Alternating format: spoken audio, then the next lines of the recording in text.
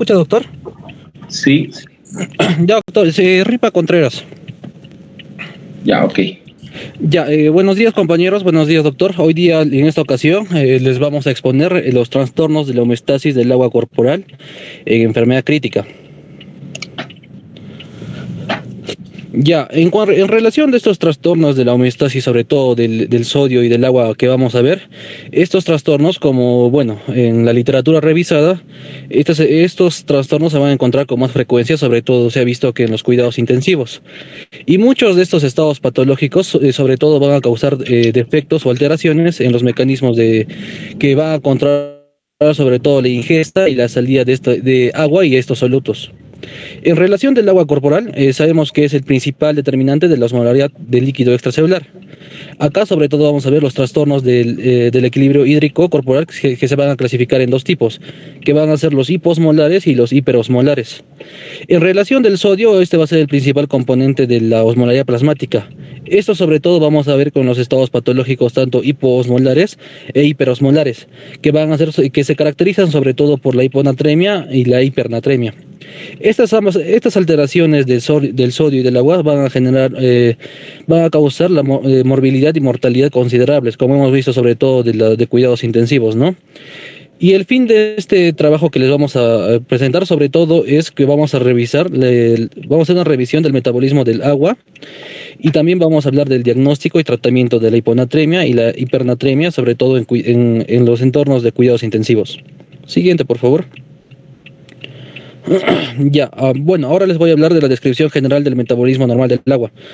Como sabemos, el metabolismo del sodio va a estar principalmente regulado por el sistema renina-angiotensina-aldosterona. En relación del agua, esta sobre todo tiene que ver con la ADH o también conocida como la argipresina.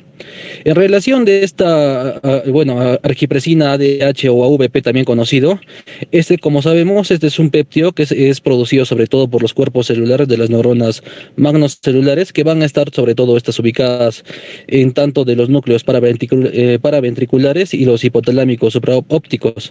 Estos, como sabemos, van a ser secretados a la vía sanguínea, desde los terminales axónicos que van a estar ubicados en la hipófisis posterior. Acá vamos a ver sobre todo que estas entradas primarias de estas neuronas hipotalámicas va a ser sobre todo por los osmoreceptores hipotalámicos y los centros cardiovasculares del tallo cerebral. Estos osmoreceptores van a estar, como ya les dije, que van a estar ubicados sobre todo también en el hipotálamo anterior. Van a tener dos funciones. Uno que va a ser la estimulación sobre todo de la secreción de las AVP o también la ADH, que tiene que ver sobre todo en la respuesta al aumento de la osmolaridad plasmática. Y también otra función es la inhibición de la secreción de la VP, que sobre todo se detecta una disminución de la osmolaridad. Siguiente, por favor.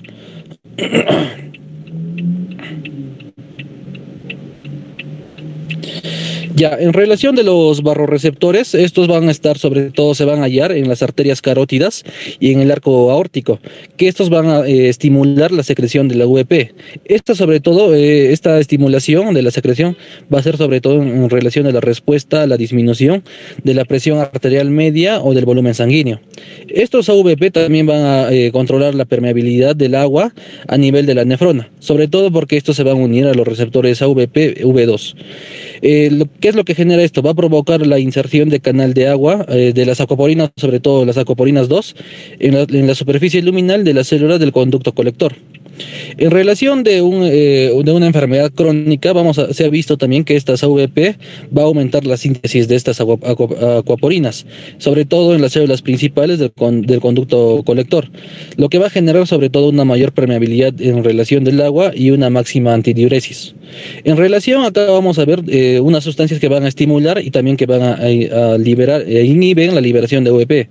Los que estimulan la liberación de AVP, como podemos ver acá, por ejemplo, van a ser la acetilcolina, la dopamina, las prostaglandinas, la bradicinina y el neuropéptido Y, ¿no? Y la angiotensina 2.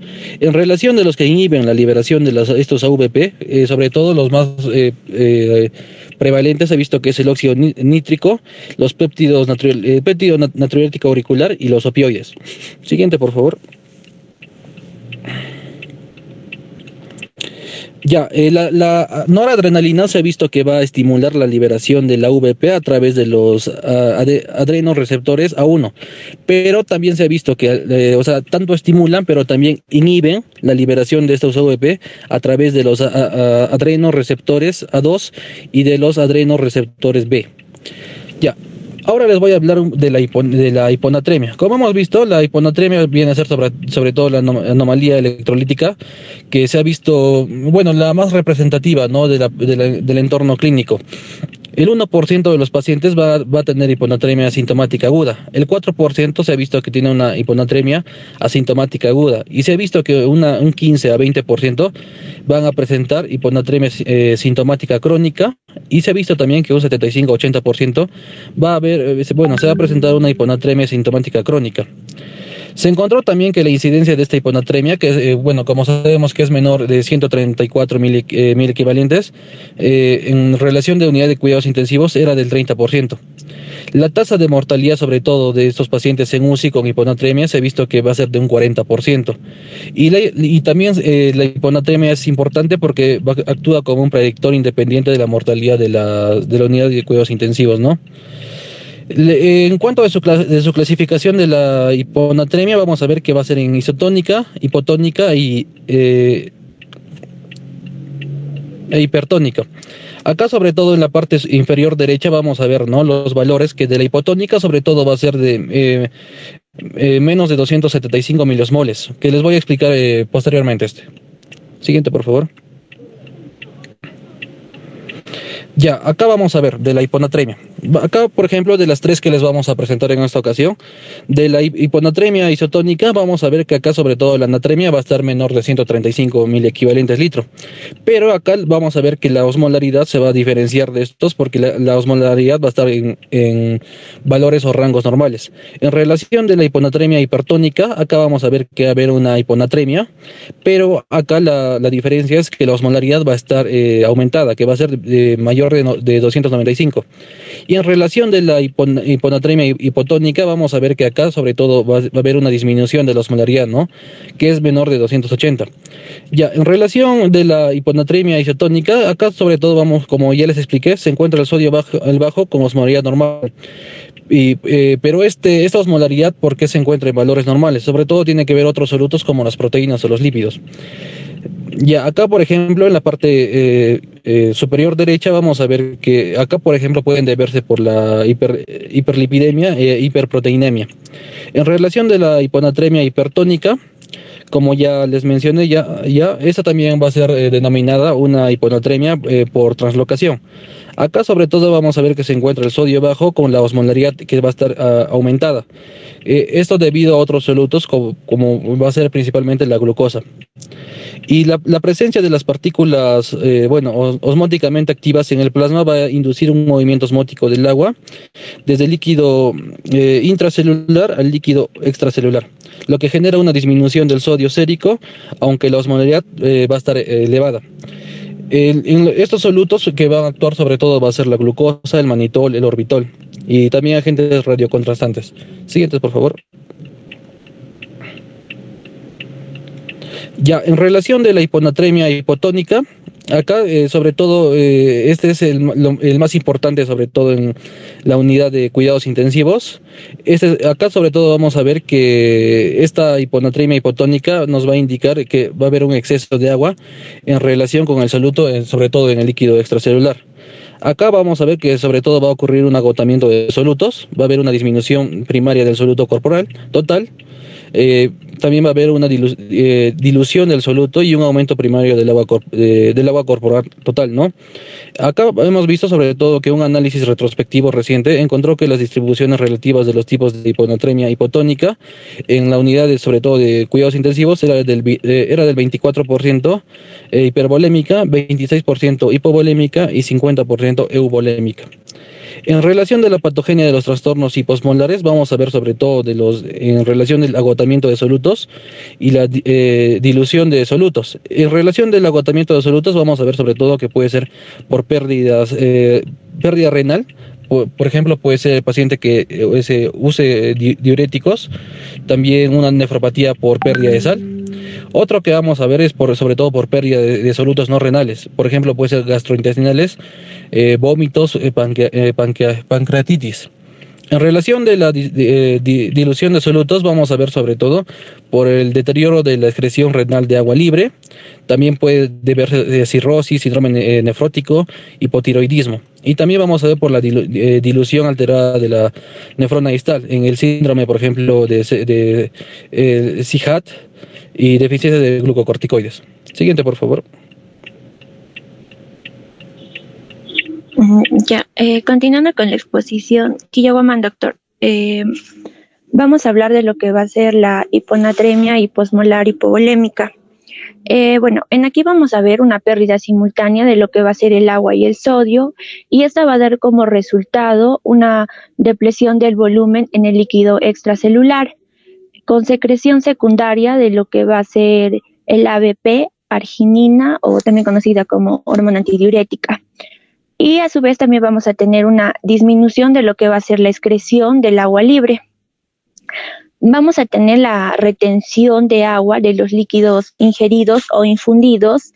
Esta retención puede conducir a lo que va a ser al desarrollo de una hiponatremia. La depresión primaria de solutos puede ocurrir a través de pérdidas renales o extrarrenales de sodio, cada uno de los cuales va a tener múltiples etiologías. Siguiente, por favor.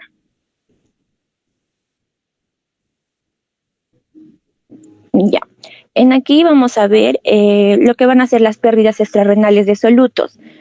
Los vómitos, la diarrea, la hemorragia y la sudoración excesiva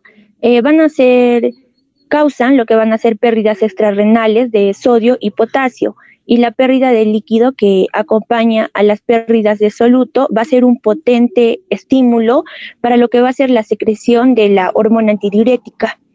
La hiponatremia en lo que va a ser el choque hipovolémico, que va a ser secundario a pérdida de volumen, como es una hemorragia o pérdidas de agua libres gastrointestinales, o en el shock distributivo, que es secundaria a sepsis, en el que hay una hipovolemia por vasodilatación, se caracteriza por una concentración de sodio urinario generalmente menor de 10 milimol litro, que va a reflejar la función de la nefrona para maximizar la reabsorción de sodio y conservar el soluto corporal. Siguiente, por favor.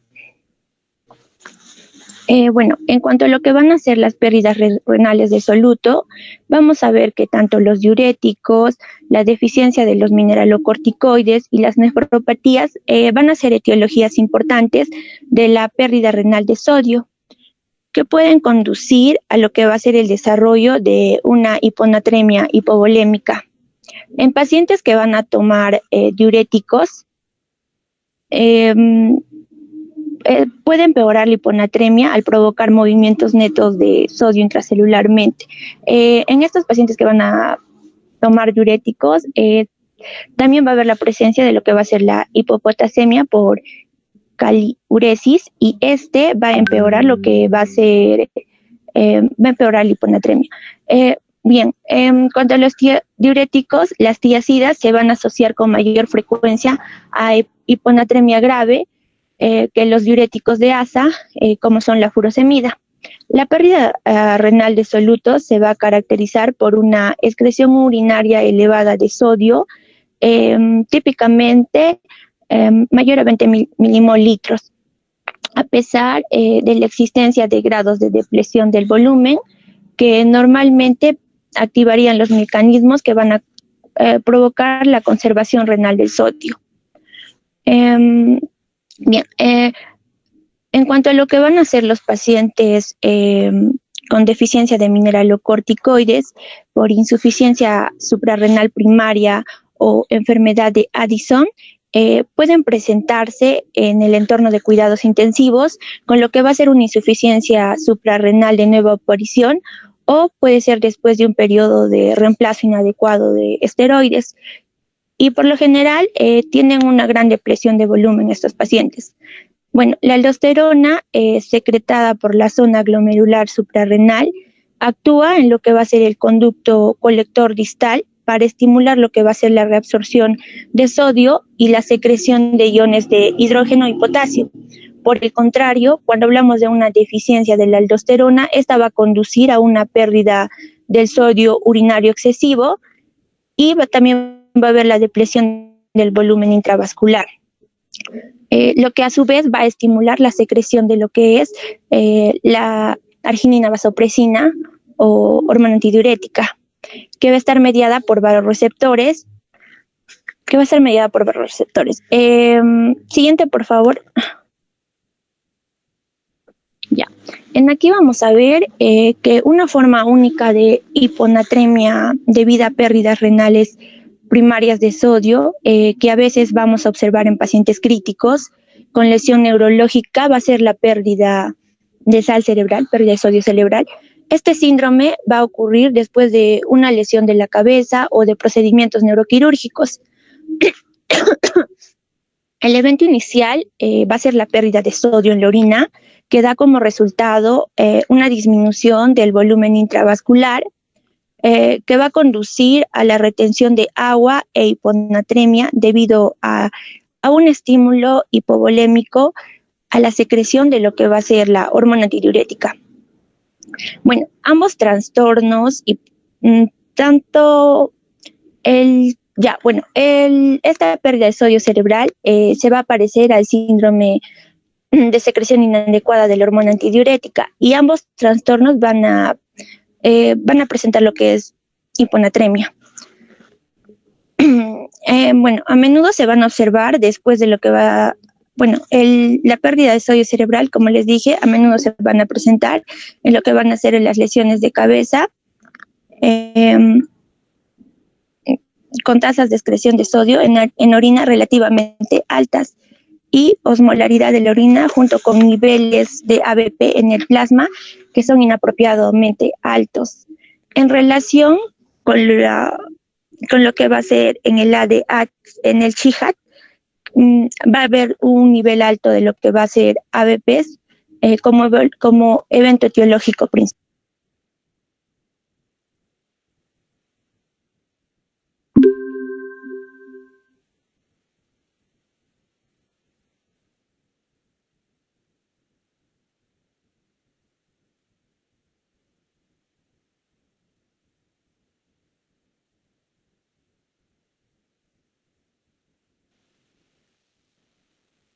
Avísale a Yulaisi que se perdió.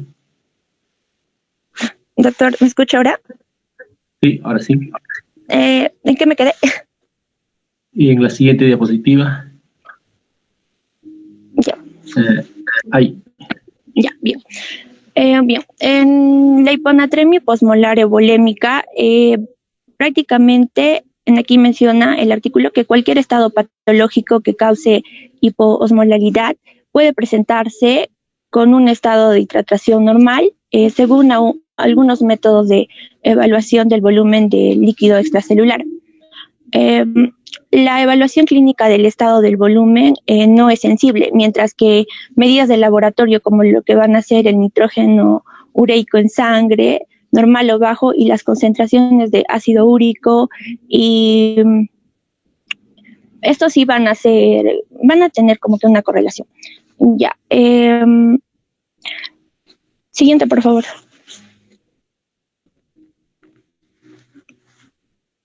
Ya, en aquí vamos a ver que el síndrome de secreción inadecuada de la hormona antidiurética es una de las causas más comunes de lo que va a ser la hiponatremia euvolémica en enfermedades clínicas. Y es fundamental reconocer que la hipoosmolaridad no siempre implica que la secreción de ABP sea inapropiada, especialmente en el paciente hipovolémico.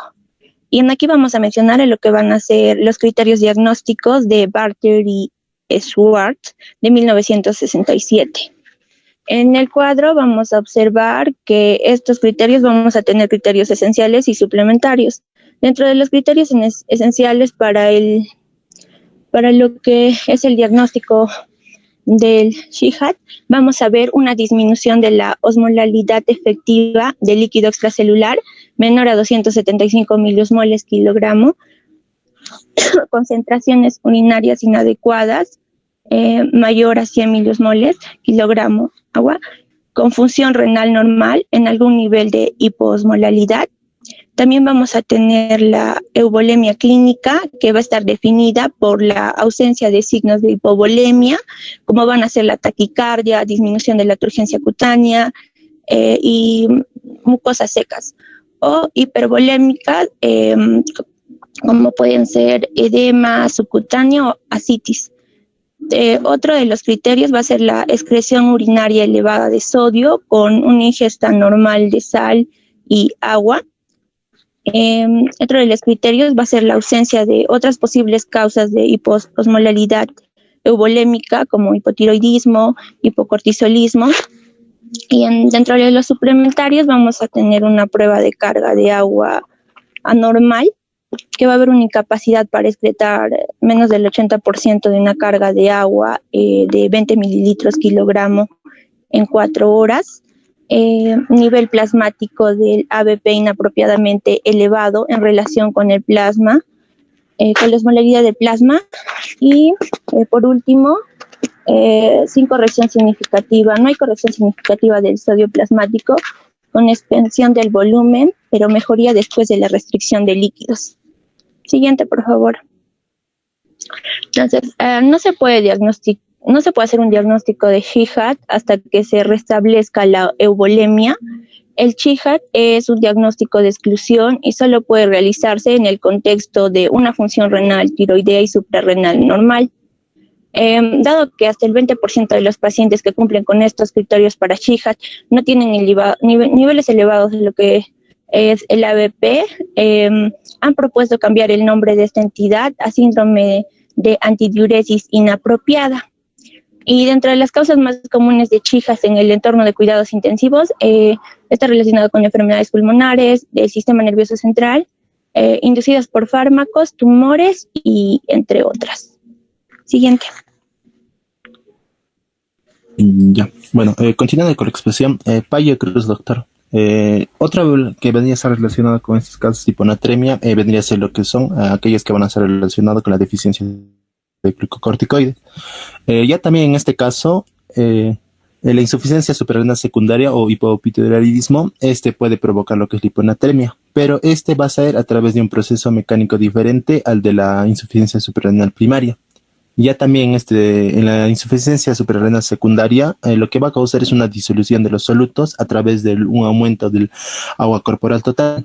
Esto dando lugar a lo que es un agotamiento de los solutos, lo cual va a caracterizarse propio de una insuficiencia suprarrenal primaria.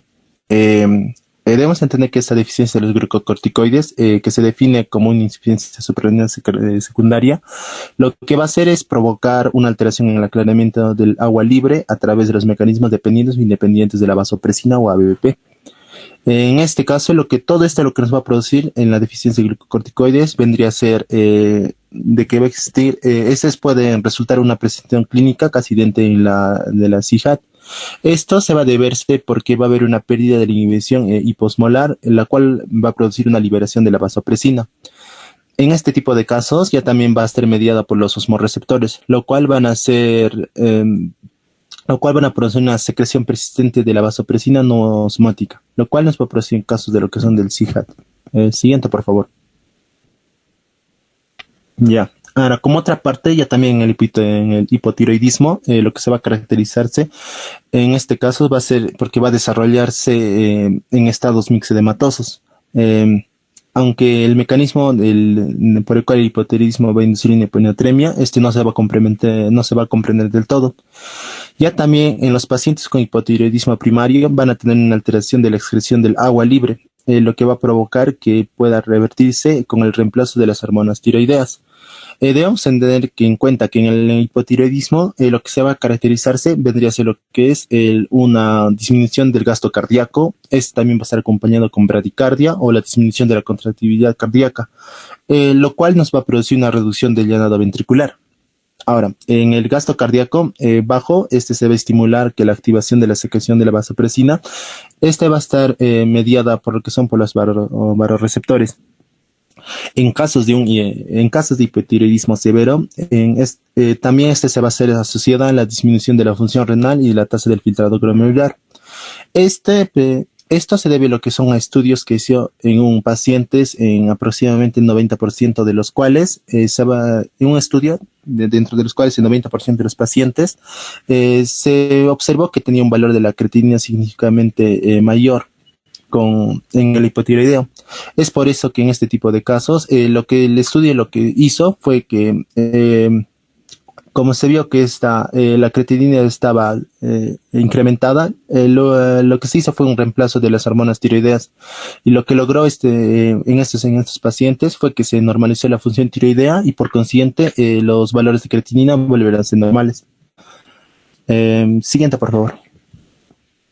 Ya, ahora, como otra parte, vamos a encontrar lo que son la hiponatremia hipervolémica. Ya también en este tipo de casos se va a caracterizarse porque hay un trastorno en un aumento crónico del sodio sérico, lo cual no va a lograr compensar el desproporcionado incremento del agua corporal total retenida. En la hiponatremia hipervolémica, ya también como vamos a tener referencia a lo que son la osmolaridad urinaria, en donde todo esto va a depender de lo que es del sodio urinario. Si es que este va a ser mayor a 20 milicabalorias por día, vamos a encontrar casos de pacientes que puedan tener lo que son insuficiencia cardíaca, congestiva, cirrosis o síndrome nefrótico. Pero si es que el sodio urinario vendría a ser mayor a 20, ya también vamos a encontrar pacientes que van a estar debutando con insuficiencia renal aguda o en casos de enfermedad renal crónica. Ya también los pacientes que van a presentar insuficiencia cardíaca congestiva, en este tipo de casos va a existir una activación prolongada de los vasoreceptores carotídeos, lo cual va a activar una respuesta adrenérgica y por consiguiente se va a activar lo que es el sistema renina-angiotensina-aldosterona, lo cual va a generar una secreción adicional en la hormona antidiurética o la ADH. Con lo consiguiente, en este tipo de casos va a existir una retención de sodio y agua. Ahora, por su otra parte, ya también en el caso de la cirrosis, lo que se va a caracterizarse que va a existir una disminución del volumen arterial efectivo. Esto ya también se va a deberse a una redistribución de los fluidos, la cual va a ser facilitada por la hipertensión portal y la hipoalbuminemia, las cuales van a estar asociadas a la incapacidad de que el hígado va a lograr degradar estas sustancias vasodilatadoras, motivo por el cual nos va a producir lo que es una resistencia periférica total.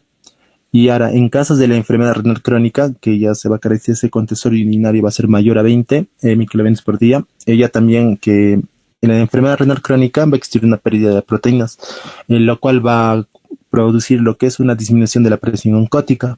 En este tipo de casos, lo que va a hacer va a facilitar la redistribución de fluidos en el tercer espacio, disminuyendo lo que es el volumen arterial efectivo, la cual va a provocar una activación del sistema renina-angiotensina-aldosterona y este va a producir una liberación de ADH. Como consecuencia, en los pacientes con enfermedad renal crónica va a existir una retención hidrosalina.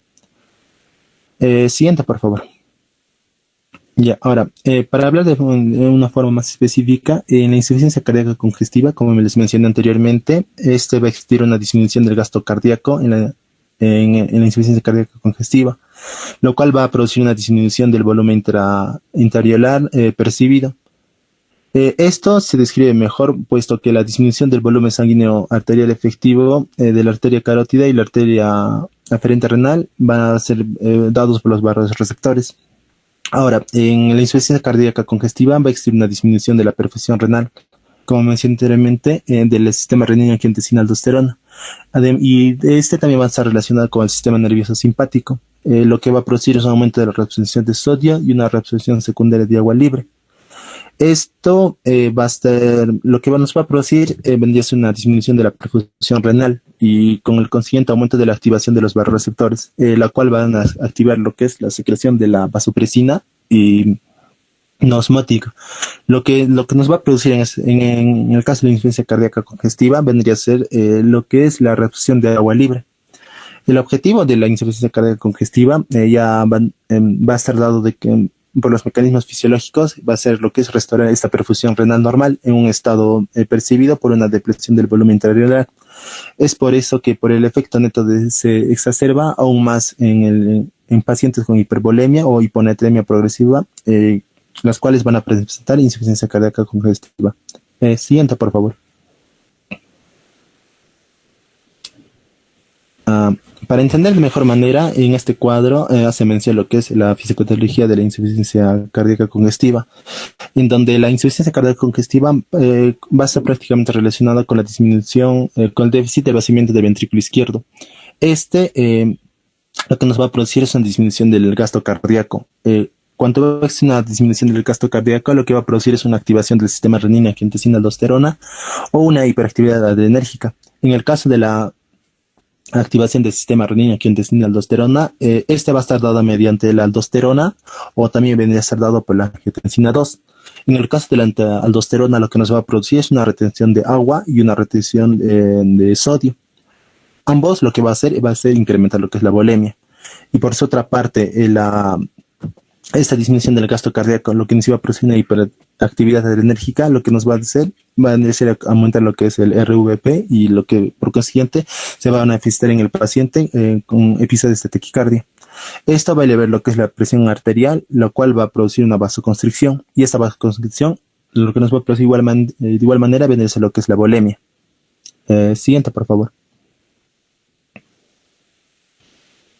Como otra parte de la hipovolemia hipermonotrémica, la cirrosis en este tipo de casos va a ser similar en los casos de los pacientes que van a presentar insuficiencia cardíaca congestiva. Esto va a ser debido a que va a existir una excreción de agua libre alterada en la presión osmótica de la vasopresina. Esta diferencia de la insuficiencia cardíaca congestiva en la cirrosis, lo que lo va a caracterizarse vendría a ser lo que es en la insuficiencia cardíaca congestiva el gasto cardíaco era disminuido, pero en la cirrosis el gasto cardíaco va a ser elevado. Es por eso que se va a desarrollar la citis como una secuela de una hepatopatía crónica, aproximadamente un 30% de los pacientes afectados. Por lo general, la hiponatremia, el sodio sérico va a ser menor a lo que es 130 milimoles. Este aumento de la secreción de la vasopresina y la retención de agua va a ser proporcional lo que es en el caso de cirrosis. Es por eso que en cirrosis lo que se va a manifestar vendría a ser una endotoxina gastrointestinal, la cual se va a eliminarse de menos eficaz debido a una derivación portosistémica, lo cual va a estimular una producción de óxido nítrico y la vasodilatación. También lo que va a existir en la cirrosis vendría a ser una disminución en la progresión de la enfermedad de la vasodilatación esplénica, va a estar disminuida por la presión arterial media y por consiguiente la reducción de la perfusión renal nos va a producir lo que es un síndrome hepatorrenal, lo cual va a desencadenar lo que es un gasto cardíaco elevado. Siguiente, por favor. Como por último, en el caso significativo vamos a encontrar la insuficiencia renal avanzada, que en este tipo de casos ya también los pacientes van a presentar una leve a una moderada excreción suficiente de agua para mantener lo que es un sodio sérico normal. Los pacientes con enfermedad renal en etapa terminal tienen una dilución urinaria alterada y debemos mencionar que la excreción del agua en estos pacientes va a estar aumentada de 200 a 250 miliosmolos por kilogramos de agua. Como resultado vendría los pacientes con nefropatía avanzada suelen manifestar lo que son la hiponatremia debido a una retención de agua normal. Siguiente, por favor. Ya, ahora, el tratamiento en este caso de los pacientes que van a presentar hiponatremia, primero lo que se va a realizar vendría a ser buscar en el paciente la gravedad de los síntomas de hiponatremia. Estos van a depender gran parte del grado en el cual se haya disminuido el sodio sérico. Por lo general, la mayoría de los pacientes no va a presentar síntomas de cuanto el sodio sérico van a estar disminuidos a menor a 125 miliosmoles. En el caso de que los síntomas son predominantemente neurológicos, va a incluir lo que son la náusea, los vómitos, el dolor de cabeza, la fatiga, la inestabilidad y la desorientación. Como por último, el tratamiento de la hiponatremia severa lo que va a hacer, puede progresar a convulsiones o hernias del tallo cerebral o posiblemente lo que es la muerte. Siguiente. Ya, bueno, el tratamiento de hiponatremia, lo que principalmente buscamos es una evaluación inicial y una evaluación de laboratorio. En caso de la evaluación inicial, los pacientes en un entorno, por lo general, vamos a encontrarle en un entorno de cuidados intensivos. En este tipo de casos es importante tener en cuenta una historia clínica y un examen físico completo, evaluar lo que es el estado de la volumen extracelular, evaluar lo que es la presión arterial ortostática y del pulso. Ahora, como medidas adicionales en los datos de laboratorio, es importante tener en cuenta solicitar lo que son electrolitos séricos, la glucosa, la evaluación de la función renal con el BUN, el sodio, la creatinina y el ácido úrico, y la osmolaridad sérica y la osmolaridad urinaria. Debemos tener en cuenta que en el tratamiento de la hiponatremia debe lograr lo que es un equilibrio entre la hiponatremia y los riesgos de corrección. Siguiente. Es por eso que el tratamiento en caso de la hiponatremia va a estar asociado a patologías subyacentes. En caso de insuficiencia suprarrenal, lo que se sugiere dar es esteroides. En caso de que un paciente pueda tener hipotiroidismo, se recomienda dar lo que son hormonas tiroideas. Debemos tener en cuenta que en la mayoría de los casos el tratamiento apropiado de la hiponatremia se va a basar prácticamente en la identificación del estado del volumen extracelular o la gravedad de los síntomas neurológicos presentes. Siguiente, por favor. Bueno, en acá lo que les presento es un resumen de lo que son los pacientes con estado hiposmolar. En este va a estar relacionado con la disfunción del sistema nervioso central, debido a que los pacientes pueden presentar lo que son la hiponatremia. Por lo general, la hiposmolaridad va a estar prácticamente... para ver lo que es la hiposmolaridad, tenemos que tener en cuenta lo que es el volumen extracelular o el líquido extracelular. Si este volumen extracelular va a estar prácticamente normal, la osmolaridad tenemos que tener lo que sea prácticamente, si es que el volumen extracelular va a estar normal, la osmolaridad urinaria tenemos que evaluarla. Si es que la osmolaridad urinaria va a ser mayor a 100, debemos identificar lo que es el sodio urinario. Ahora, pero si es que la osmolaridad urinaria va a ser menor a 30, si lo que se busca es una represión del soluto, dando una solución salina normal, en lo que vendría a ser la solución salina isotónica, adicional más calcio, más potasio. Ahora, si es que esta osmolaridad urinaria va a ser menor a 100, lo que vamos a buscar, lo que se va a dar a lo que es al paciente vendría a ser una restricción de fluidos. No se debe administrar lo que son los mediadores asociados con la excreción, con la disminución de la volemia. Ahora, si es que este volumen extracelular ya también vendría a estar, si es que no se encuentra normal, pero si es que se ve encontrar lo que son aumentado, lo que se sugiere es evaluar y tratar la enfermedad subyacente en los pacientes. Ahora, cuando el sodio urinario va a ser mayor a 30, primero debemos pensar 4 patologías. Si es que el paciente va a estar relacionado con el uso de diuréticos, si es que el paciente posiblemente va a estar presentando un cuadro de una insuficiencia adrenal o un hipotiroidismo. O si no, si es que el paciente posiblemente esté presentando lo que son una falla renal. Todo esto lo que nos va a buscar es que va a estar relacionado con el paciente va a existir una disfunción del sistema nervioso central. En caso de que va a existir va a estar relacionado con la disfunción del sistema nervioso central, lo que se busca es en el paciente la restricción de fluidos, lo cual no se debe administrar mediante dando lo que es la volemia. También lo que es, se debe buscar también en este tipo de casos dar lo que es solución salina hipertónica más furosemida, que vendría a ser un diurético de asa. Siguiente.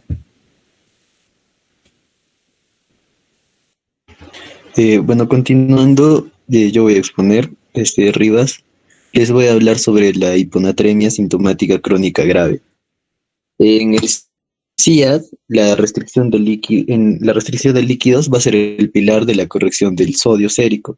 El objetivo es mantener la ingesta de líquidos, 500 mililitros por día, por debajo de la diuresis, pero tenemos que tener en cuenta que este grado de restricción de líquidos es muy difícil de mantenerlo en el entorno de cuidados intensivos, donde realmente las ingestas de líquidos para diversas terapias, nutrición parenteral, etcétera, van a hacer que se exceda este nivel. Además, no se va a recomendar la restricción de líquidos para corregir el sodio sérico en pacientes hiponatrémicos que tengan hemorragia subaracnoidea, porque para este grupo de pacientes va a existir un mayor riesgo de infarto cerebral, y se ha demostrado, ¿no?, que esto empeora con la restricción de líquidos y con la disminución de la presión arterial. Ahora, existen otros tratamientos para la hiponatremia crónica actualmente. Lo que podemos observar ahí, ¿no? La demeclociclina de 600 a 1200 miligramos por día, la furosemida 20 a 40 miligramos por día, tabletas de cloruro de sodio y urea. En realidad, estas terapias son efectivas en algunos casos y en general van a ser subóptimas. Y en algunos pacientes, especialmente en los que van a ser formadores de edema, ¿no? Como lo mencionaron los pacientes con insuficiencia cardíaca, congestiva, cirrosis, ellos no van a poder tolerar las cargas de solutos asociadas con, con muchos de esos tratamientos. ¿Qué alternativa existe? Pues existen unos fármacos, los antagonistas de los receptores de AVP, que es una clase terapéutica novedosa para el tratamiento de estas enfermedades, pero no se encuentran disponibles en nuestro país. Bueno, continuando, vamos a ver que para recordar, en un paciente normal que no se encuentre en cuidados intensivos, tenemos que recordar que el ritmo de corrección de la anemia va a depender de la severidad de los síntomas. Ahora, la severidad de los síntomas van a depender de la velocidad de instalación de la hiponatremia. Es decir, va a ser peor si se va a instalar en menos de 48 horas o si es que existe un descenso, ¿no?, de 0,5 mil equivalentes por hora. Ahora, el paciente que tenga un sodio menor de 110 mil equivalentes se va a tratar siempre sí o sí, sin importar lo que tenga correlacionada al cuadro. Y bueno, ¿cómo vamos a corregir nosotros la hiponatremia? Usando cloruro de sodio al 3%. Para recordar un poco de lo que sabemos de renal, de cómo corregir esta hiponatremia, sabemos que para crear la solución salina hipertónica al 3%, podemos combinar 500 mililitros de solución fisiológica, o sea, de cloruro de sodio al 0,9%, más 50 miligramos de cloruro de sodio al 20%. O si no, otra opción que tenemos es mezclar 990 mililitros de solución fisiológica más 110 mililitros de cloruro de sodio al 20%. Abajo tenemos una tabla de equivalencias con la cantidad de 1000 equivalentes sodio contenidos en distintas soluciones de cloruro de sodio. Recordar que cuando nos referimos a solución fisiológica estamos hablando del cloruro de sodio al 0,9%. Bueno, ahora les voy a hablar sobre hipernatremia. Similar que en los casos de la hiponatremia puede verse inducida por varias enfermedades en el entorno de cuidados intensivos. Esta hipernatremia generalmente se va a clasificar de acuerdo con los factores causales que estén implicados, ¿no? Como podemos ver en este cuadro, tenemos primero que puede ser dada por agotamiento de agua, disminución del agua corporal total en un exceso de soluto corporal. ¿Esto por qué? Por ingesta insuficiente de agua, por ejemplo. Que haya indisponibilidad de agua, alguien que se haya, no sé, perdido en el desierto, que se encuentre en un lugar sin acceso al agua. Otra opción es la hipodipsia, ¿no? Disfunción como receptores o por la edad, porque las personas adultas mayores tienen por sí menos sed y por ende menos ingreso de agua, ¿no? Déficits neurológicos como una disfunción cognitiva, alteraciones motoras o pérdida de líquido hipotónico, ¿no? Acá podemos dividirlo en dos modos. En renal de la diabetes insípida, que nos va a determinar una secreción insuficiente de ABP, diabetes insípida central, cuando es dentro cuando es central, y la diabetes insípida nefrogénica, cuando no se da el efecto del ABP, ¿no? Ahora, otras pérdidas de líquidos de causa renal puede ser diuresis osmótica, fármacos diuréticos, diuresis posobstructiva, todo lo que podemos observar acá, necrosis tubular aguda, pérdidas de líquido extrarrenal, gastrointestinales principalmente, cutáneas, pulmonares, por diálisis peritoneal también. Otra forma para que lleguemos a hipernatremia es por el exceso de solutos, cuando aumenta el soluto corporal total en un exceso de agua corporal total. Esto se da, por ejemplo, mediante el sodio, con una administración en exceso de sodio, o ahogamiento con agua de mar, ¿no? Que también puede generar esto. Otra forma, mediante hiperalimentación por vía intravenosa, vía parenteral, etc. Tenemos otras opciones respecto a la hipernatremia, y puede haber hipernatremia hipervolémica, que esta puede resultar de la infusión de líquidos hipertónicos, es decir, el bicarbonato de sodio, o nutrición parenteral total, alimentación enteral con la administración inadecuada de agua libre, o la hipernatremia hipodípsica, que es cuando no existe eso de agua, ¿no? Es la principal causa de hiperosmolalidad encontrada en entornos de cuidados intensivos.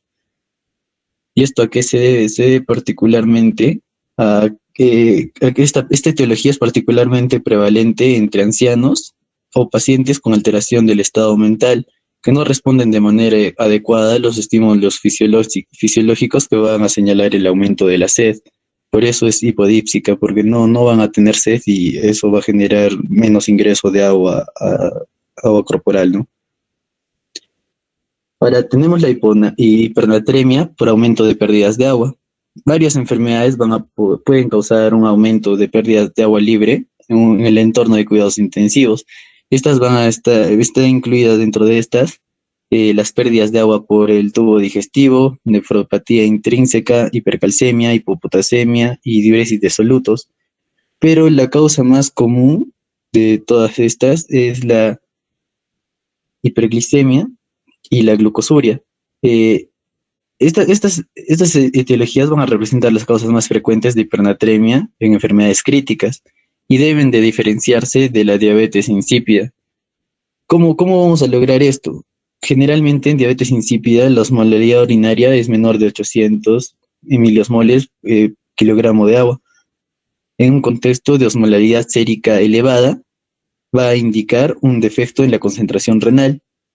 En ausencia de glucosuria u otras causas de diuresis osmótica, nos va a reflejar diabetes insípida.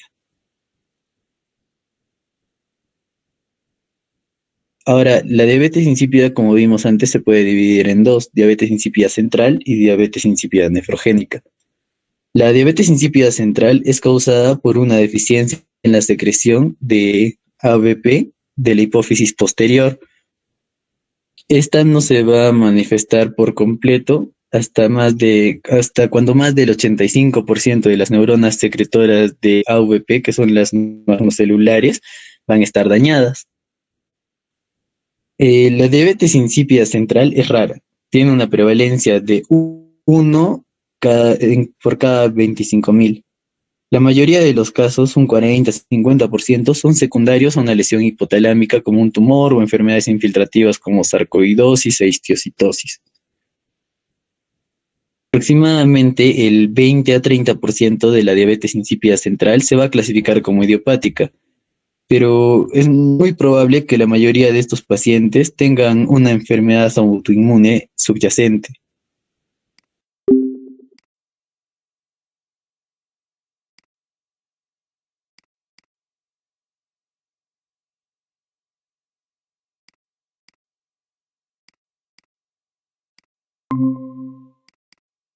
Traumatismo craneoencefálico o neurocirugía previos. Este puede representar hasta el 50% de todos los casos. Una pequeña fracción de los casos que quedan, el 5%, van a ser genéticos. A menudo estas van a ser de inicio tardío. Las lesiones celares, que van a ubicarse en esta región celar, la que está cerca de la hipófisis, y los adenomas hipofisiarios no van a ser una causa común de diabetes insípida, porque con el tiempo la secreción de AVP de estas neuronas magnocelulares puede desplazarse, ¿no?, hacia regiones más altas del hipotálamo y va a mantenerse esa secreción. Así que es poco usual que se dé a causa de estos.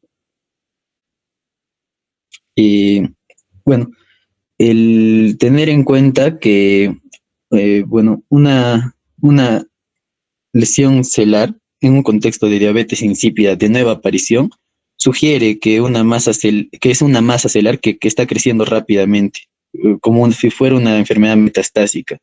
Como lo vimos antes, estas lesiones celulares van a ser lentas, de lento progreso. Y bueno, como vimos, las neuronas magnocelulares van a desplazarse hacia regiones más altas y van a seguir secretando AVP. Es por ello que si se tiene una lesión celular y en el contexto de diabetes insípida de nueva aparición, no concordaría con esto. Así que eso significa que es una masa celular de crecimiento rápido. Bueno, para hacer un recordatorio de cómo podemos observar, acá tenemos una resonancia magnética, un corte sagital, y podemos observar, ¿no? La A es la adenohipófisis, B es neurohipófisis, donde se va a producir el AVP, ¿no? De ahí podemos observar el infundíbulo, el quiasma óptico, las demás estructuras relacionadas a esta parte. ¿Qué es lo importante que tenemos que ver acá? Es que en las secuencias que se toman, principalmente se toma una resonancia en corte sagital como esta, podemos observar la adenohipófisis, ¿no? Que es la delantera, el lóbulo anterior, y la neurohipófisis, que es la punta de la flecha, que podemos observar acá. Esta última siempre va a tener una hiperintensidad, que es una señal característica, o sea, se va a ver siempre un poquito más brillante. Esto es característico, ¿por qué? Porque va a tener presencia de vasopresina, neuroficina y fosfolípidos de la membrana, ¿no? Van a darle esta saturación de color.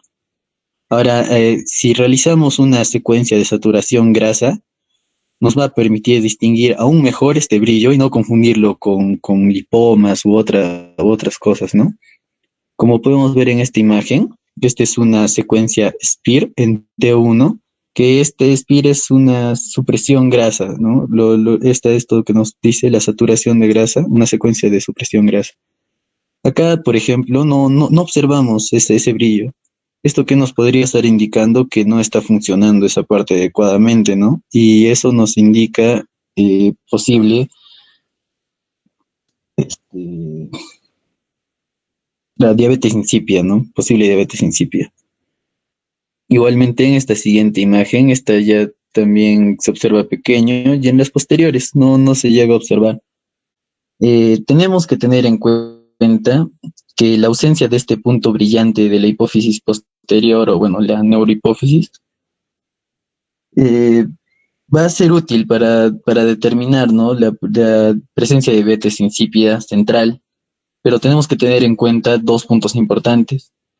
Existe una pérdida de este punto brillante propio de la hipófisis posterior, que va a estar asociada a la edad, no necesariamente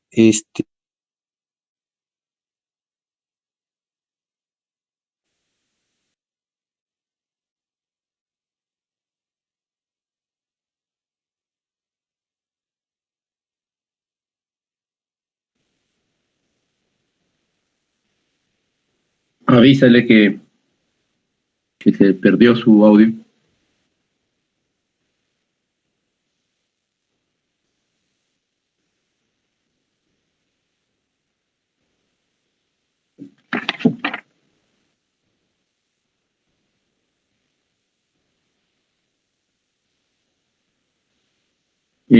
A ver, voy a aprovechar, no encuentro a Wilka Arros, ¿está?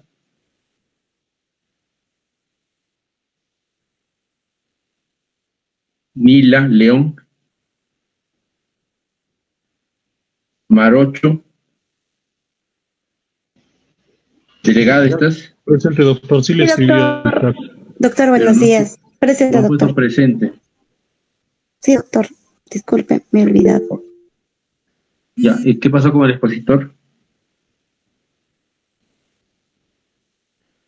Ya, por no poner presente le estoy poniendo Le vota. tarde. ¿Quién? Doctor, está volviendo a entrar el sistema, doctor. Le ha votado el sistema, doctor. Ya, Marocho. Presente, doctor. Marocho. Sí le puse cuando indicó. A ver, voy a revisar. Nila León. ¿No hay? Y Arons Wilka. Ya, Marocho, así Marocho sí puso, perdón.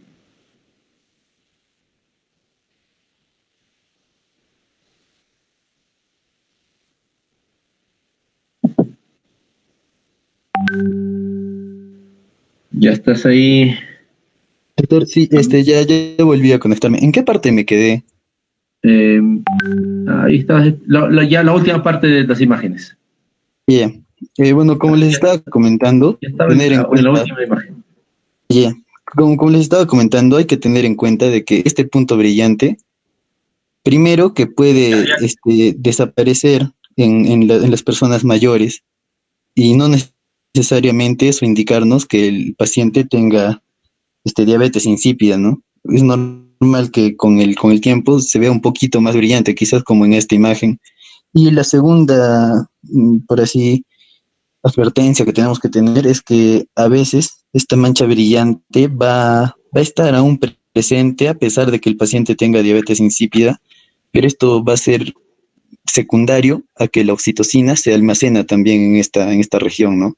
Y eso va a hacer que también siga brillante a pesar de que el paciente tenga diabetes insípida central.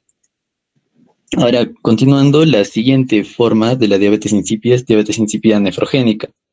Esta va a ser causada por la resistencia de los órganos terminales del riñón a los efectos antidiuréticos de la AVP.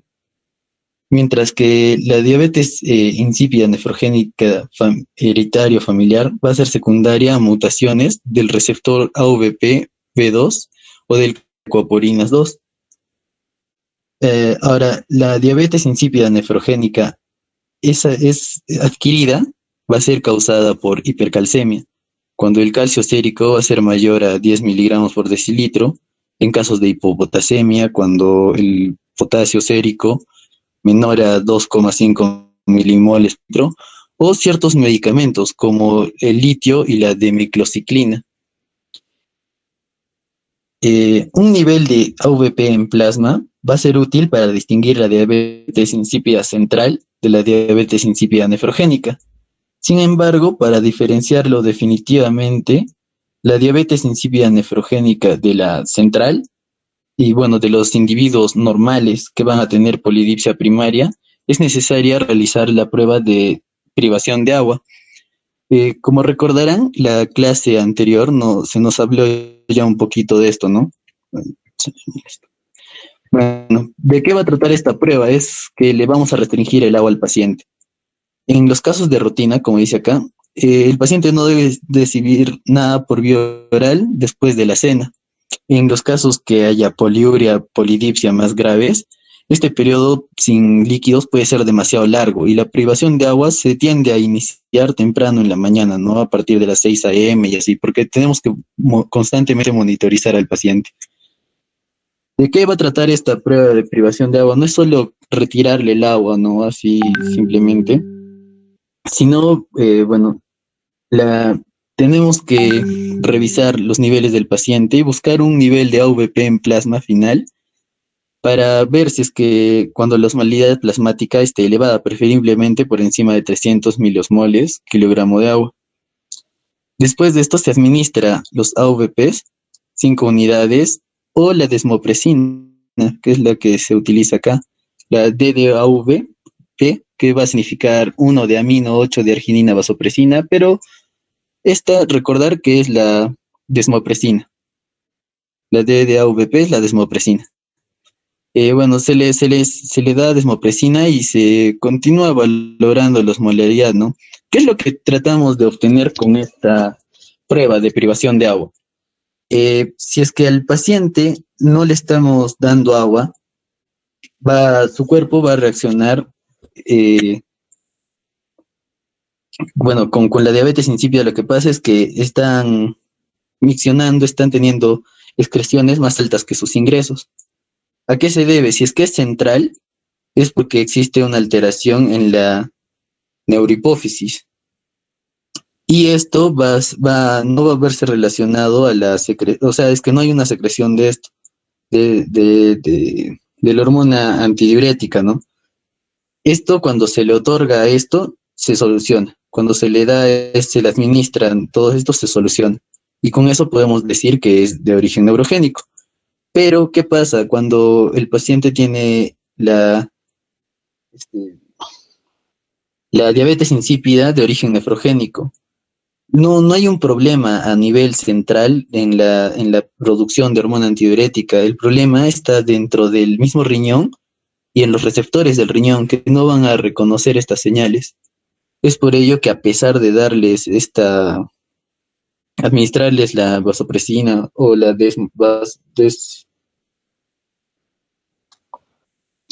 DDAVP, no va a haber un cambio, ¿no? No va a haber una variación en la concentración de orina. Con esto podemos diferenciarlo entre diabetes insípida central de la nefrogénica. ¿Y qué pasa en los pacientes que tienen que solo tienen síndrome de polidipsia, o sea, solo le toman harta agua y que por eso miccionan harto? No va a verse alterado este proceso con la deprivación de agua, porque su nivel de eliminación de líquidos va a mantenerse normal, porque no tienen un problema ni en neurohipófisis ni en los riñones, sino tienen más un componente psicológico, psiquiátrico.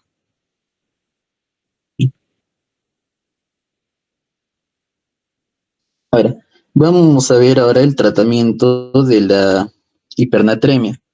Los objetivos que tenemos nosotros para el tratamiento, primero va a ser corregir el déficit de agua establecido. ¿Cómo vamos a llegar a esto? Mediante la formulita que tenemos después. Pero también tenemos que recordar que tenemos que reducir las pérdidas excesivas de agua en orina. Los pacientes que van a estar en cuidados intensivos generalmente no pueden beber en respuesta a la sed. Obviamente son pacientes que están postrados. En caso que no tengan un daño neurológico y aún funcione bien su mecanismo de sed, no van a poder libremente, ¿no?, ellos tener el ingreso de agua en su cuerpo. Y es por ello que es más complejo este hecho. Y bueno, la hipertonía progresiva que te va a dar la diabetes insípida no tratada puede asociarse con graves consecuencias, a menos que se trate de manera adecuada. ¿Y cómo reponemos ese déficit de agua? Como les dije, con esta fórmula que quizás la recordemos desde nefrología, ¿no? El 0,6 por el peso mórbido, lo que nos va a dar la cantidad de agua, que se supone que es el 60% de nuestro peso total. Este peso premórbido a lo que se refiere es al peso magro, o sea, el peso sin la grasa, pero para efectos más prácticos vamos a tomar el peso normal de la persona, como podemos ver en este ejemplo. Si tenemos un paciente masculino de 50 años que pesa 75 kilogramos y tiene un sodio de 150 milequivalentes por litro, aplicando esta fórmula, reemplazamos todos los valores y nos da que el paciente tiene un déficit de agua de 3 litros. Es de esperarse, ¿no? Porque el valor de 150 es bien elevado. Nos estaría hablando de una hipernatremia incluso grave o severa. Pero con esto podemos observar que con esta fórmula vemos que el paciente requiere 3 litros. Ahora, en hipernatremia complicada aguda, el objetivo que tenemos va a ser disminuir la natremia 1 milequivalente por litro por hora. En caso de instalación crónica, o bueno, si no sabemos el tiempo de evolución, corregimos 0,5 milequivalentes por litro por hora. Esto, bueno, lo recordarán de nefrología, de cómo reponer, cómo tenemos que ver, pero es básicamente lo mismo. Con la fórmula de déficit de agua, calculamos cuánto de agua tiene, en base a eso calculamos el sodio, bueno, mediante el sodio esperado, el sodio que se tiene actualmente, y tratamos de mantener esto, ¿no? Esto que nos enseñaron, de subirlo a disminuirlo más bien, 1 miliequivalente por litro por hora. Ahora, para el tratamiento de la diabetes insípida central, vamos a contar con la desmopresina, que bueno, en nuestro país encontramos de dos presentaciones, que va a ser la desmopresina en spray, que es un aerosol nasal, que es el acetato de desmopresina, y la desmopresina, que es en solución nasal. Ambas van a venir en concentración de 10 microgramos por dosis. Para el tratamiento de la diabetes insípida central, tenemos que este es un medio eficaz que mejora la poliuria y mejora la hipernatremia. Las dosis iniciales en un contexto agudo van a ser de 1 a 2 microgramos vía intravenosa, intramuscular o subcutánea, pero acá nosotros lo tenemos en solución nasal.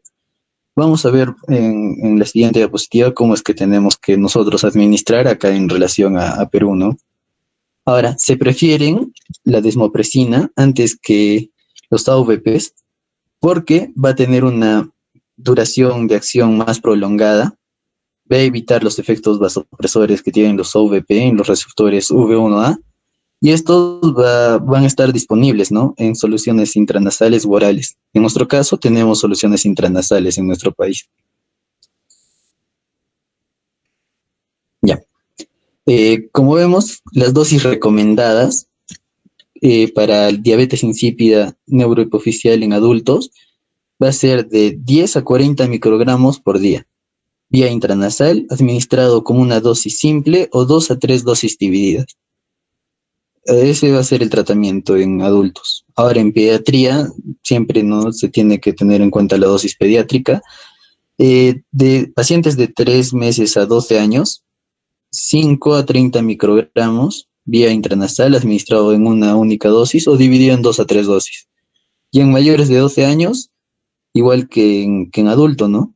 10 a 40 microgramos por día vía intranasal administrado con una dosis simple o dividido en 2 a 3 dosis. Ahora, eso es para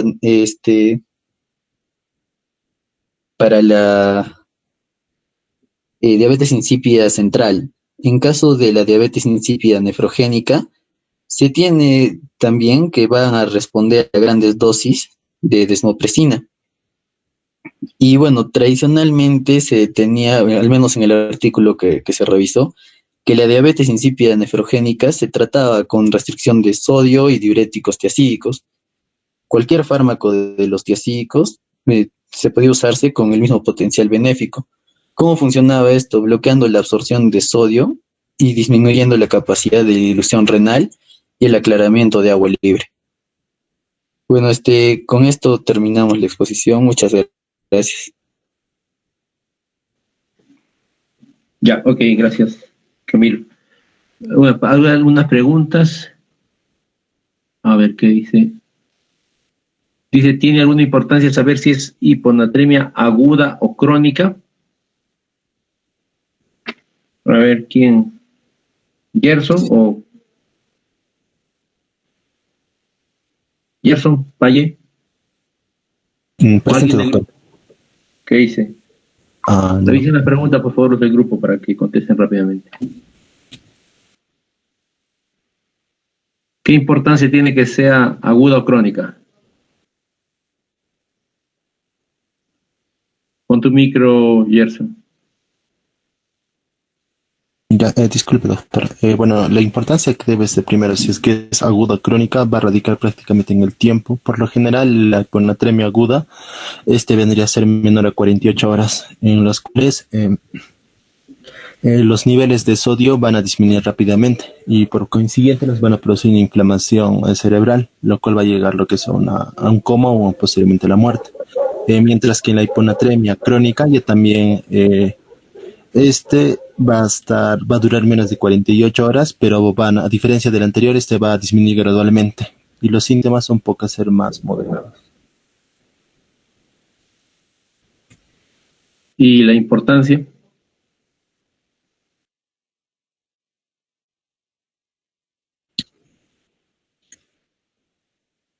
Doctor, creo que como lo mencionó Gerson, la importancia es que cuando es aguda puede generar más problemas de edema cerebral y eso puede llevar incluso al coma. En cambio, cuando es crónico, los síntomas van a ser un poco más leves Y es más, el organismo mismo puede ir adaptándose hasta cierto punto, ¿no? Obviamente va a seguir siendo una patología, pero no es tan grave como en la aguda. La aguda sí puede llevar a problemas más severos por el mismo edema cerebral que genera. Ya. Y preguntan cómo saber si es aguda o crónica clínicamente. ¿Quién puede contestar eso? Yulai, ¿sí capaz? Sí, ya doctor. Bueno, en las agudas vamos a presentar lo que va a ser las náuseas y vómitos. También puede haber cefaleas, convulsiones, y en las crónicas también se presentan las confusiones, pero además de ello vamos a ver fatiga.